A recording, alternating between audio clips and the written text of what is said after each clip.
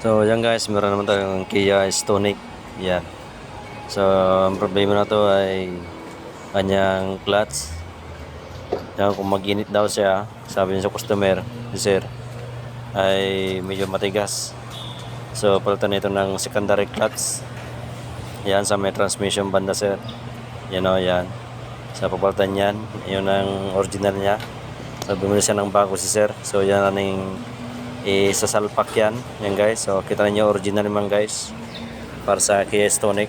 Ayan, so bago na rin yung kanyang clutch master. Ayan guys, so dito naman tayo nag home service. Ayan guys, so ayan guys, ito yung bago. Linagay ko na yan guys. Yan ang bago guys, kita ninyo. So yan pa yung kanya original niya. Kabit pa guys, so tanggalin ko na yan guys. So basic naman guys kung paano mag DIY ito.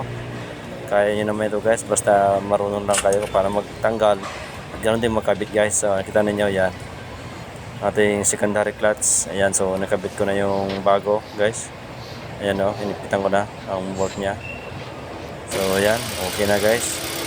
So ayan guys, mag-ready na tayo. Ready na namin kanyang secondary clutch para swabe yung pagpasok ng mga pagkuha nya sa ship nya.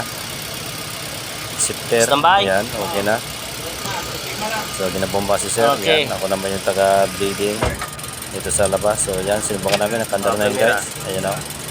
Ayan, okay na. So yan, smooth na guys. Balik neutral. So okay na ito yung kanyang class sa shifter niya guys.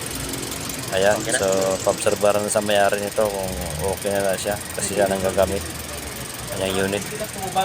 So okay na. Basic lang po yan guys kung paano. Yan kasi gabi na guys.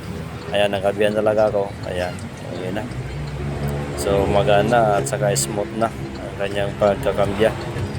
Ito ay Kia Stonic manual transmission guys.